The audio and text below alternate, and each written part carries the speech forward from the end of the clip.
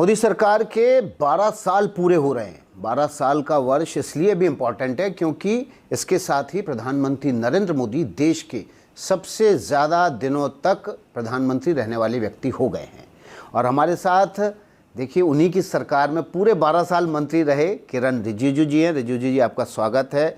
आप उन गिने चुने मंत्रियों में से हैं इस सरकार के जिन्होंने 12 साल तक काम किया है और आपने अलग अलग मंत्रालयों में सर्व किया। इस समय आपके पास संसदीय कार्य मंत्रालय भी है, अल्पसंख्यक मंत्रालय भी। हम इनसे जुड़े आपसे सवाल पूछेंगे, लेकिन आगे बढ़ने से पहले मैं आपसे एक सवाल पूछूंगा। आपने 2-3 दिन पहले एक वीडियो डाला ट्विटर पर और सोशल मीडिया पर साझा किया, जिसमें 2 तस्वीरें दिखाई गई। एक तस्वीर जो है वो नॉर्थ ईस्ट में ट्रेन जब गुजर रही है तो ट्रेन में किस तरह से लोग साफ़ सफाई रख रहे हैं और अपने कचरे को अलग पॉलीथीन को टांग कर उसी में डाल रहे हैं बजाय इसके इधर-उधर फेंकने के। और दूसरी तस्वीर दिल्ली के कुछ इलाकों की दिखाई गई, वहाँ पर गंदगी लोग किस तरह से फैला रहे हैं। वीडियो सोशल मीडिया पर लोगों ने खूब उसको साझा किया, पसंद किया, लेकिन आप उसके ज़रिए कहना क्या चाह रहे थे? वीडियो मैंने नहीं बनाया, वो किसी और ने बनाया, तो मैंने उसको पिकअप करके कहा कि जिन्होंने भी वीडियो बनाया है बहुत अच्छा बनाया, मैं सहमत हूँ। नॉर्थ ईस्ट में सफाई को लेकर के जागरूकता बाकी देश के और जो राज्य है उनके मुकाबले काफ़ी अच्छा है। लेकिन ऐसा नहीं कि नॉर्थ ईस्ट में बिल्कुल सब जगह ठीक है, लेकिन ज़्यादातर जगह जो है साफ़ है। और जब प्रधानमंत्री ने स्वच्छ भारत अभियान चलाया था तो उस समय पूरा देश में एक माहौल अच्छा बना है, लेकिन बाद में कुछ लोगों ने उसको मजाक उड़ाना शुरू किया। जैसे कि कुछ अपोजिशन पार्टी है, वो कह रहे हैं कि प्राइम मिनिस्टर ने स्वच्छ भारत अभियान चलाया लेकिन देखो कोने में नाला में गंदा है। तो मैं उनको पूछता हूँ कि आपका घर के बाहर जो नाला है अगर वो गंदा है तो वो साफ़ वहाँ के रहने वाले को करना है कि प्रधानमंत्री जी को आके करना है? प्रधानमंत्री जी ने आह्वान किया है, लीडरशिप देने के लिए अपील किया है। तो इसलिए मेरा कहना ये था कि कोई भी स्कीम, चाहे विकास का हो या कोई भी सोशल अवेयरनेस कैंपेन हो, सब मिलकर के साथ देना चाहिए। ये बेसिकली एक मैसेज था। और मैं पूर्वोत्तर से आता हूँ, हमारा वहाँ सफाई का काम ज़्यादा अच्छा चलता है, तो मैं एक संदेश देना चाहता था कि पूरा देश साफ़ होना चाहिए। जी बिल्कुल। अब हम 12 साल पे वापस लौटते हैं। आप प्रधानमंत्री नरेंद्र मोदी और पहले प्रधानमंत्री जवाहरलाल नेहरू जी के दोनों के कार्यकाल में अब प्रधानमंत्री जी सबसे ज़्यादा लंबे समय तक सर्व करने वाले प्रधानमंत्री हो गए। दोनों के कार्यकाल में बेसिक अंतर, मूलभूत अंतर क्या देखते हैं? बहुत अंतर है। जब देश को आज़ादी प्राप्त हुई उस समय 5 ईयर प्लानिंग करके देश के लिए काम करना शुरू किया। जवाहरलाल नेहरू जी के ज़माने से लेकर के आगे जितने भी कांग्रेस और बाकी जितने भी सरकारें आए हैं, गैर सरकारी कांग्रेस भी आए हैं, उसमें 5 ईयर प्लानिंग को तवज्जो दिया गया था।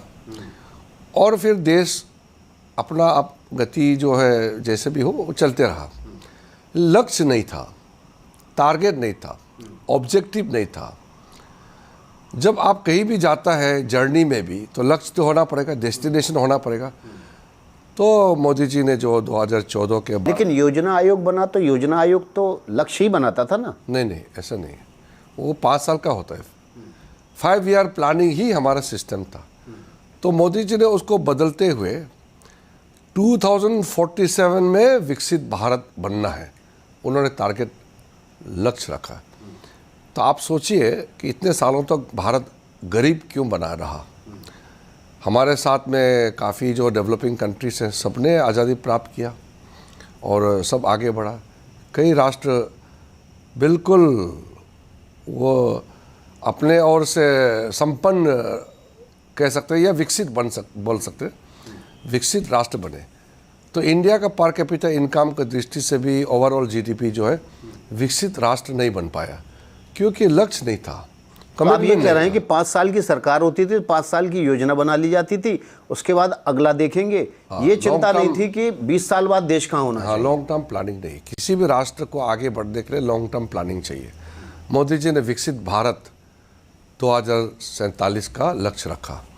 हर काम मोदी जी का, चाहे वो जन धन हो, चाहे वो जल जीवन मिशन का हो, चाहे डिजिटल इंडिया का कैंपेन हो, चाहे फिट इंडिया खेलो इंडिया हो, हर चीज़ जितना भी सरकारी कार्यक्रम जो जन अभियान चलाया वो विकसित भारत बनाने के लिए ही चलाया गया है। तो हमारा लक्ष्य है कि जब भारत 100 साल पूरा करेगा आज़ादी का तो विकसित राष्ट्र बन जाएगा। तो अगर टारगेट उस समय रखते हैं नेहरू जी के ज़माने में या कांग्रेस के ज़माने में, तो जब टारगेट रखता था आदमी उसको प्राप्त करने के लिए कोशिश करते हैं।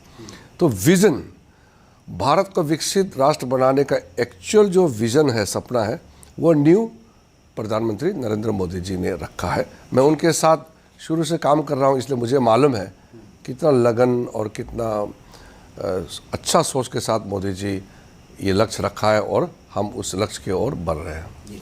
अब अर्थव्यवस्था पे आ जाते हैं। देखिए, कोविड के बाद की अर्थव्यवस्था, कोविड से पहले की अर्थव्यवस्था और कोविड के समय की एक बड़ा ज़बरदस्त एक ग्रोथ देखा गया और दुनिया भर की जो एजेंसीज़ हैं उन्होंने भारत को एक सबसे तेज़ बढ़ती हुई अर्थव्यवस्था बताया। लेकिन आज ही आरबीआई के आंकड़े आए, उन्होंने 6.9 से जीडीपी ग्रोथ घटाकर 6.6 कर दी है। बड़ी चुनौती है, अर्थव्यवस्था ऐसे मोड़ पर खड़ी है जहां से आगे का रास्ता तय करना है। क्या रोड मैप होने वाला है? ये दुर्भाग्य की बात है कि कोविड भी हमारे समय में आया है और ये वेस्ट एशिया क्राइसिस, यूक्रेन लड़ाई, सब ये मोदी जी के कार्यकाल में हुए हैं। उस ज़माने में जब नॉर्थ कोरिया, साउथ कोरिया का हमारा साथ कोई आर्थिक कोई तालमेल भी नहीं था, कोई संबंध भी नहीं था ज़्यादा कुछ, तब भी नेहरू जी कहते थे कि अगर वहाँ नॉर्थ कोरिया, साउथ कोरिया लड़ाई है तो उसका असर होता है यहाँ। अभी तो ग्लोबल विलेज का तरफ से सारा दुनिया कनेक्टेड है।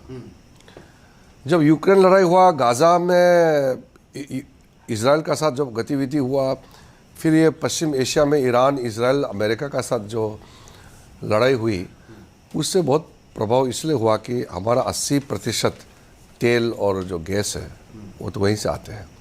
वो हमारा गलती से नहीं, लेकिन किसी और का पड़ोसी राज्यों, पड़ोसी राष्ट्रों में जो भी गतिविधि होता है तो उसका असर तो होता ही है। लेकिन स्ट्रेट ऑफ हरमुज बंद हो जाने से सीधा सीधा हमारा ऑयल इंपोर्ट पे नुकसान हुआ है, तो उसका तो प्रभाव होगा ही। लेकिन मेरा ये कहना है कि जब कोई आपातकालीन होता है, चाहे घर के अंदर या बाहर कोई लड़ाई होता है, कोई क्राइसिस होता है, उस समय देश को एक साथ खड़ा होना होता है। उसमें भी विपक्ष राजनीति करते हैं। तो चाहे यूक्रेन का लड़ाई हो, यूक्रेन रशिया के बीच में हो, चाहे इजराइल गाज़ा हिजबुल्लाह में और हमास के बीच में जो वहाँ संघर्ष हुए हैं, या जो ईरान के साथ में अमेरिका और इजराइल का हुआ है, वो सारा कुल मिला करके आप कोविड का जो पूरे दुनिया के ऊपर में जो प्रभाव हुआ, कोविड को भी देखेंगे तो उससे बड़ा नुकसान तो हुआ है। लेकिन उस परिस्थिति में भी मोदी जी ने देश को बाहर निकल के आया है, मुश्किल के हालात में अच्छा से मैनेज किया, वो दुनिया मानते हैं। आज के दिन में आप देखिए पूरे दुनिया में और हमारे से जो पड़ोसी राष्ट्रों में देखो, पड़ोसी जितना भी देश है, सबका पेट्रोल, डीजल, तेल का दाम कम से कम 30%, 40%, 50% बढ़ा हुआ है। जितने भी आसपास का जितने भी कंट्री का आप देख लीजिए डेटा, सबका पेट्रोल, डीजल, गैस का दाम 30, 40, 50, किसी देश में 100% का दाम में बढ़ोतरी हुई है। यहाँ तक कि अमेरिका में भी, जहाँ सबसे ज़्यादा पेट्रोलियम के भंडार, भारत ही एक ऐसा देश है जिसका मुश्किल से 5% दाम बढ़ा है। तो आप समझ सकते हैं कि मोदी जी ने कितना अच्छा से मेंटेन किया है। और जो तेल और गैस का सप्लाई वहाँ बंद हो जाने से हरमुज में जो बोझ आम आदमी को लगना था, वो भी सरकार ने अपने ऊपर लिया। 10 रुपया एक्साइज ड्यूटी पेट्रोल और डीजल में कम किया, उसका लगभग 1 लाख करोड़ से भी ज़्यादा असर हुआ है, उसका नुकसान हुआ है सरकार का टैक्स कलेक्शन में, खजाना में। तो इतना बड़ा बोझ सरकार ने उठाया है, तो ये सब वास्तविकता देखना पड़ेगा। अब कांग्रेस और कुछ लोग इसको जबरदस्ती बोलता है कि दाम बढ़ाया, तो बाकी लोगों में इतना दाम बढ़ाया। तो रिजिजू जी, राहुल गांधी का एक बयान कल हमने देखा, वो कह रहे हैं कि देश में आर्थिक इमरजेंसी लगने वाली है और इस मामले में अब युवाओं को आगे आना चाहिए। कोई इमरजेंसी नहीं लगाया, देश में एक ही बार इमरजेंसी लगाया कांग्रेस पार्टी ने। मोदी जी के नेतृत्व में कोई इमरजेंसी नहीं है, अच्छा से देश को चलाने के लिए पूरे लगे हुए हैं। जैसे मैंने बताया, इतना हमारा 80% तेल गैस जहाँ से आता है वहाँ ब्लॉकेट करने के बावजूद भी लोगों को सिर्फ 5% लगभग का दाम बढ़ोतरी हुआ है तेल, डीजल, पेट्रोल, गैस में, और अच्छा से देश को मेंटेन कर चल रहा है। ये हमारा गलती नहीं है, इतना बड़ा क्राइसिस है। तो ऐसा में तो कम से कम एक साथ खड़ा होना चाहिए ना।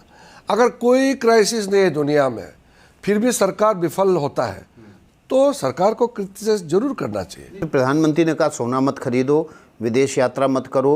अभी आरबीआई ने आर्थिक आंकड़ों में जो जीडीपी ग्रोथ है वो भी कम कर दी। तो क्या राहुल गांधी गलत बयानी कर रहे हैं या आप उनको गंभीरता से नहीं लेते हैं? राहुल गांधी को आप समझा नहीं सकते हैं क्योंकि वो ऐसा बात करते हैं जो देश को नुकसान होगा। अंडमान निकोबार में हमारा स्ट्रेटेजिक प्रोजेक्ट लगाना है, वहाँ जाके वो बंद करता है ताकि वो हमारे दुश्मन देशों को फ़ायदा हो। जब डेमोक्रेसी के लिए दुनिया भर में भारत का गुण गाया जाता है तो फिर राहुल गांधी विदेश में जा कर के कहता है कि भारत में डेमोक्रेसी मर चुका है। तो कांग्रेस जीतने से डेमोक्रेसी जिंदा रहता है क्या? कांग्रेस तो भारत नहीं है, कांग्रेस डेमोक्रेसी नहीं है, कांग्रेस एक पॉलिटिकल पार्टी है। तो कांग्रेस बार बार हारने से लोकतंत्र कैसे खतरे में है? तो ये सारा चीज़ आप देखेंगे और आप गौर कीजिए राहुल गांधी जैसे व्यवहार करता है, पूरा आपको समझ में आ जाएगा, क्लियरली दिखेगा कि देश को नुकसान पहुंचाने के लिए हर संभव राहुल गांधी जी और उसका जो इकोसिस्टम है वो लगातार कर रहे हैं और उसको प्रमोट करता है विदेशों में जो भारत विरोधी ताकतें। लेकिन आप जब वो बीजेपी के खिलाफ या सरकार के खिलाफ कुछ बोलते हैं तो आप उनको देश विरोधी टैग क्यों करना चाहते हैं? क्योंकि भारत में जो भी अच्छा चीज़ है उसको वो बोलेगा नहीं, सिर्फ विदेश में जा कर के भारत को गाली देगा। तो आप क्या बोलना चाहिए? शाबाशी देना चाहिए क्या? अगर वो जॉर्ज सोरोस से मिलते हैं, अगर वो खालिस्तानियों से मिलते हैं, देश विरोधी ताकतों से मिलते हैं, तो हम उसको तो तारीफ तो नहीं कर सकते ना। नेता प्रतिपक्ष है, उनके खानदान को पूरा देश ने इतना सम्मान दिया है, 3 प्रधानमंत्री बनाया, आज भी उसका सिक्योरिटी, सारा घर सब सरकारी पैसे से चलते हैं। जी, एक सवाल लूँगा। एक दिन के अंदर 2 बड़े देशों के राष्ट्र प्रमुखों के बयान आए। पहले रूस के राष्ट्रपति पुतिन का आया और उसके बाद अमेरिकी राष्ट्रपति डोनाल्ड ट्रंप का आया। दोनों ने प्रधानमंत्री नरेंद्र मोदी की और देश की बहुत तारीफ की।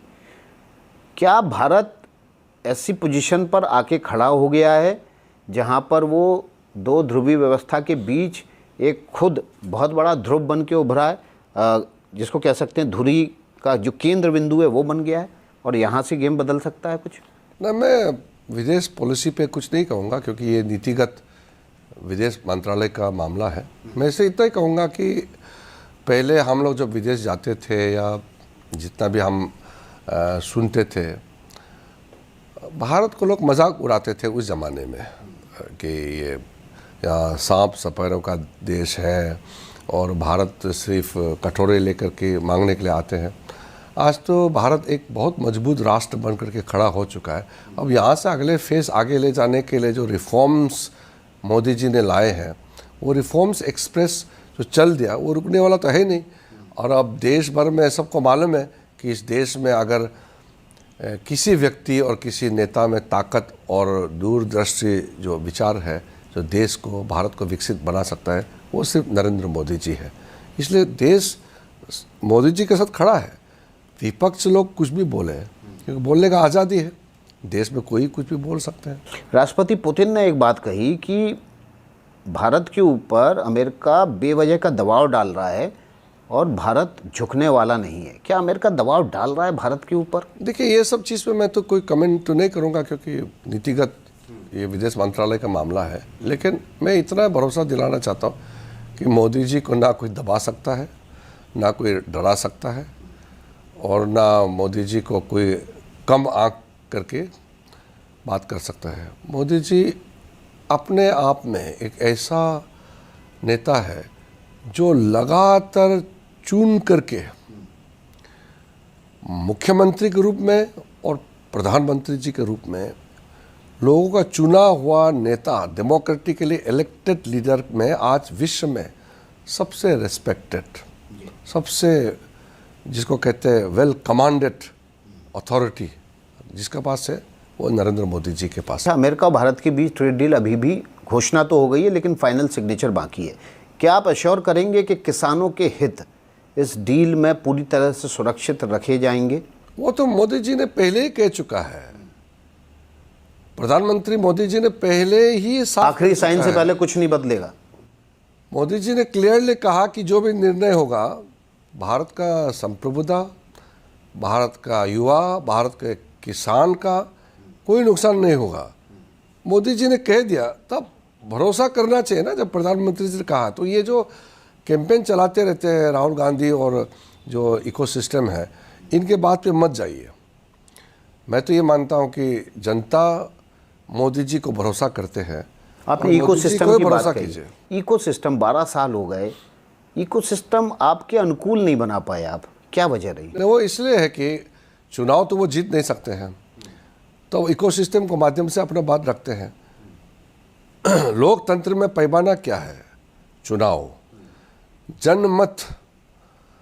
लोगों से जब आप मैंडेट प्राप्त करते हैं वोट के माध्यम से, तब आपका पास लेजिटिमेट राइट बनता है, अधिकार बनता है, आप सरकार में आकर के लोगों को सेवा करना है। राहुल गांधी और ये लोग जो है लगभग रिजेक्ट हो चुके हैं, बार बार लोग उनको रिजेक्ट कर दिए हैं।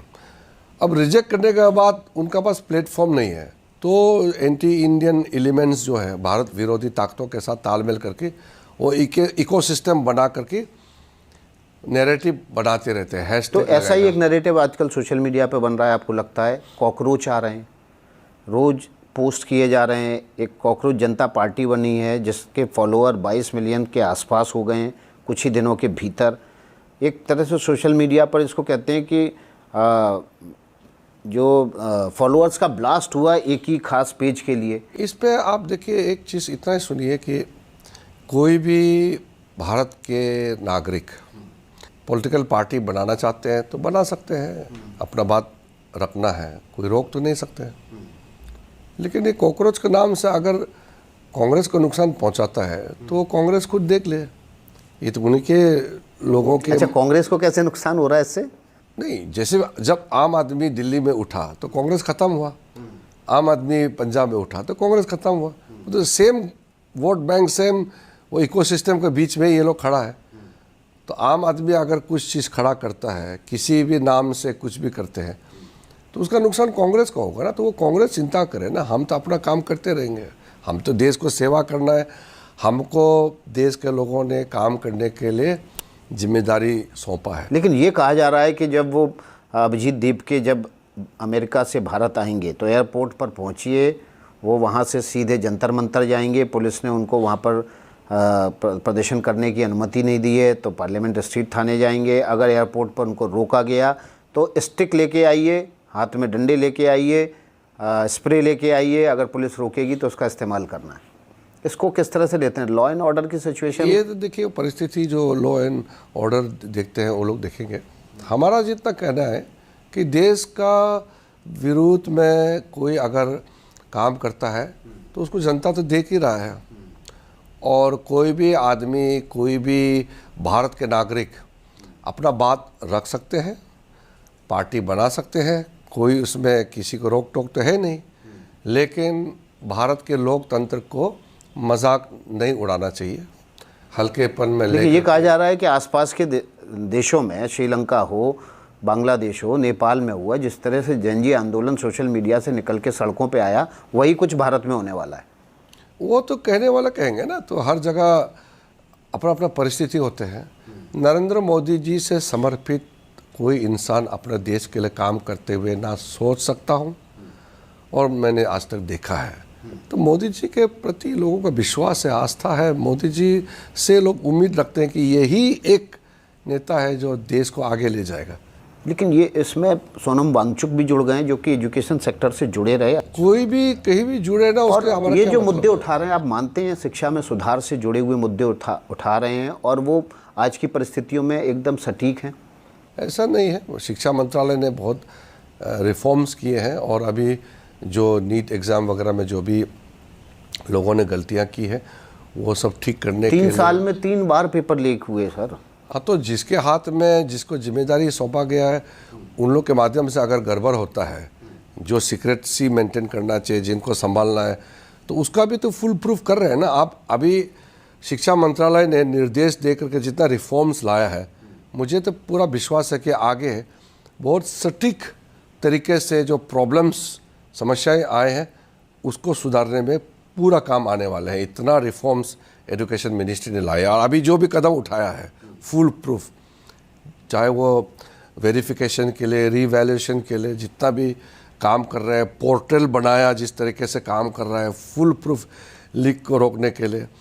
अब और जितना पोर्टल बनाया उसमें कितना देखो अटैक हुआ है, आप उसमें देखोगे जो डिनाइल ऑफ सर्विस, लोगों को सुविधा नहीं पहुंचाने के लिए इतना साइबर अटैक हुआ, फिर भी अपने टीम ने इतना अच्छा काम किया देश के। अच्छा, जो वेबसाइट जिस तारीख को खुलनी चाहिए थी, ऑपरेशनल होनी थी, नहीं हो पाई, उसके पीछे साइबर अटैक है। काफ़ी देश विरोधी लोग काम कर रहे हैं, इतना लाखों करोड़ों में लोग बाहर से कहाँ से लोग कोशिश करते हैं कि ये सिस्टम बिगड़ जाए, लेकिन सिस्टम अभी चल रहा है। और अभी जो रिसेंटली एजुकेशन मिनिस्ट्री ने जितना भी कंसर्न है स्टूडेंट्स का, उसको एड्रेस करने के लिए एक के बाद एक स्टेप जो उठाया है, लगातार उठा रहे हैं, मैं मानता हूँ कि इससे आगे लेकिन आप मानते हैं पेपर लीक की वजह से गरीब छात्रों का, ऐसे छात्रों का जो कमज़ोर तबके से आते हैं, उनका नुकसान होता है?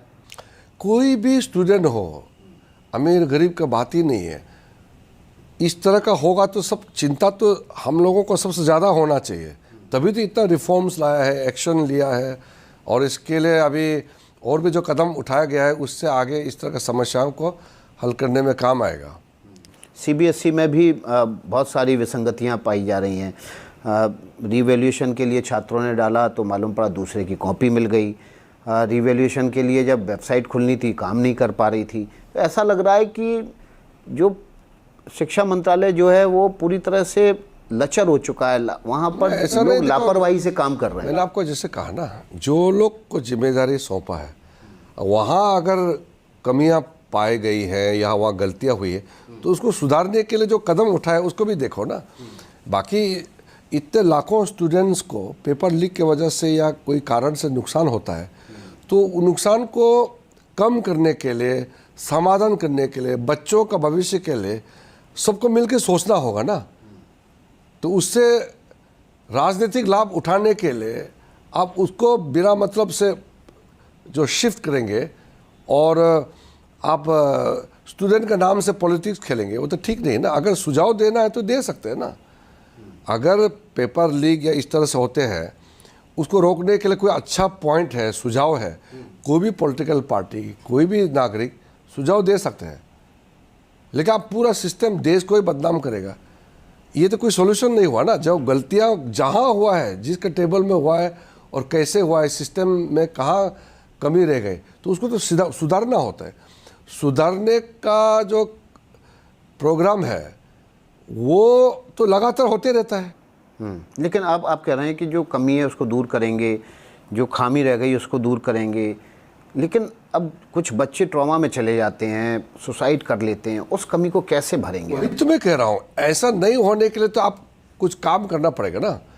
जो अभी जो शिक्षा मंत्रालय ने जितना कदम उठाया, जो रिफॉर्म्स लाया है, वो आप एक बार पूरा पढ़ लीजिए, आपको पूरा विश्वास हो जाएगा। जितना कदम, जैसे कि ऑनलाइन आपका प्लेटफॉर्म में और स्क्रीन में आंसर शीट का मार्किंग का सिस्टम बनाया, स्टूडेंट्स ने कुछ उसमें कमियां पाई या कुछ उसका वो पूरी तरह से उसमें वो संतुष्ट नहीं थे, तो फिर उसको सुधार किया गया है। तो इस तरीके से आगे जो आपका सुधार का कार्यक्रम है, ये डिजिटल की दुनिया में अगर कोई फ्रॉड करता है तो फ्रॉड को रोकने के लिए, कोई साइबर अटैक होता है या किसी का कोई चोरी करता है, तो उसको सुधारने के लिए भी तो कार्यक्रम होते रहना पड़ेगा ना। एक बार सिस्टम बन गया तो वो तो हमेशा तो नहीं चलता है, क्योंकि सिस्टम बदलता है, क्योंकि लोगों का जो तौर तरीका भी तो बदलते रहते हैं। इसी बात के लिए तो मोदी को लोग बार बार चुनते हैं कि आप सिस्टम को आगे से दौड़ के कवर करते हैं, लेकिन यहाँ तो ऐसा लग रहा है कि सिस्टम पूरी तरह से बैठ गया है। नहीं, ऐसा नहीं है। देखिए, जो गलतियां जहां हुई हैं तो उसमें तो कार्रवाई तो किया ना। फिर भरोसा दिलाने के लिए फिर चेयरमैन को भी हटाया गया है, सेक्रेटरी को भी ट्रांसफ़र कर दिया गया है, सिस्टम को सुधार करने के लिए नए लोग लाए हैं, और IITs बड़ा बड़ा इंस्टीट्यूट्स के जो टेक्निकल एक्सपर्ट्स हैं उनको। विपक्ष के नेता राहुल गांधी तो शिक्षा मंत्री का इस्तीफा मांग रहे हैं। देखिए, मैंने जैसे कहा ना कि अगर आप राजनीति ही खेलना है तो हम तो मना नहीं कर सकते ना, लेकिन हमारा काम तो सिस्टम सुधारना पड़ेगा ना। सिस्टम तो आसमान से आके कोई सुधरेगा नहीं ना, हमको ही सुधारना होगा, हम ही को काम करना होगा, जिम्मेदारी हमारे हैं। इसलिए तो शिक्षा मंत्रालय के जो काम काज है उसका आप देखिए, शिक्षा मंत्री धर्मेंद्र प्रधान जी ने खुद कहा है कि जिस लेवल में भी कहीं भी कमियां पाए गए हैं, जहां भी गलतियां हुई हैं, वो मोरल रिस्पॉन्सिबिलिटी लिया है, और लेने का साथ साथ जितना क्रांतिकारी बदलाव लाने जा रहा है और कुछ ऑलरेडी कर चुके हैं, उसका भी एक बार आकलन जरूर करना चाहिए ना, कितना कदम उठाया है जो पूरा सिस्टम को चुरुस दुरुस्त करने के लिए ठोस कदम। वही तो सॉल्यूशन है ना, कि कमियां को ठीक करना, ये तो प्राथमिकता है, क्योंकि बच्चों का करियर, बच्चों का ज़िंदगी सबसे महत्वपूर्ण है। राजनीति तो होते रहेंगे, लेकिन बच्चों का करियर को तो सोचना होगा ना पहले तो। आप कह रहे हैं कि मजबूत करने के लिए लगातार बदलाव कर रहे हैं, लेकिन NTA चीफ ऐसे थे जो जाके पार्लियामेंट्री कमेटी में बोले कि साहब लीक नहीं हुआ है, कुछ पेपर बाहर हुए हैं। लीक और कुछ पेपर के कुछ क्वेश्चन बाहर होने में अंतर क्या है, मुझे ये समझ में। वो टेक्निकल पे तो मैं नहीं जाऊंगा, क्योंकि इतना डिटेल तो वो लोग ही बताएंगे। मेरा इतना कहना है कि मंत्रालय ने जो कदम उठाया है वो बहुत अच्छा कदम उठाया, ताकि बच्चों के भविष्य को हम सुरक्षित दे सके और उसको अपना एग्ज़ाम देने में पूरा सहायता मिलेगा, पूरा फैसिलिटी मिलेगा, और वो अपने तरीके से अपना परीक्षा दे सके। चलिए ठीक है, अगले सवालों पे आते हैं। अब पार्लियामेंट्री अफेयर मिनिस्टर हैं तो थोड़े से उससे जुड़े सवाल हो जाते हैं। परसीमन बिल को लेकर चर्चा हो रही है कि फिर से सरकार इस बार ला सकती है, परिस्थितियां राजनीतिक बदली हैं, TMC का साथ मिल सकता है आपको, DMK इंडी गठबंधन से बाहर हो रही है। क्या सरकार इस पर आने वाले सत्र में विचार करेगी? देखिए, पार्लियामेंट तो जैसे भी हो अपना काम करना ही है। लोकतंत्र में जब एक बार लोगों ने अपना मत दिया और हमको सरकार चलाने का मौका दिया है, तो हम तो सरकार चलाएंगे। और अभी पार्लियामेंट के अंदर में जो समस्या आए हैं, वो तो अपोजिशन का तो जो है मैं तो बोल नहीं सकता हूँ।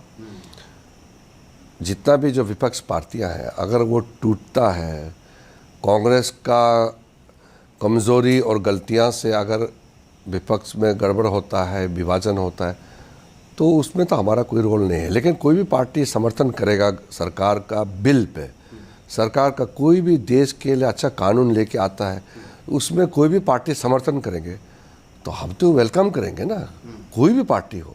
हम तो कांग्रेस को भी कहते हैं, राजनीति छोड़ो, कभी कभी देश के लिए साथ दो सरकार का। जैसे महिला आरक्षण, तो नारी शक्ति वंदन अधिनियम जो लाए थे वो तो किसी एक पार्टी का विषय नहीं था। प्रधानमंत्री जी ने अभी मानसून सत्र में आप फिर से ला सकते हैं थोड़े से संशोधन। वो विषय अलग है, कब लाना कैसे लेना उसका भी हम विवरण नहीं कर सकते। लेकिन मेरा ये कहना है कि महिलाओं को अधिकार देना, प्रधानमंत्री जी ने कह चुका है कि ये एक पार्टी क्रेडिट लेने का जरूरत नहीं है, सब मिलकर के, सबका दायित्व है, सब मिलकर के काम करें।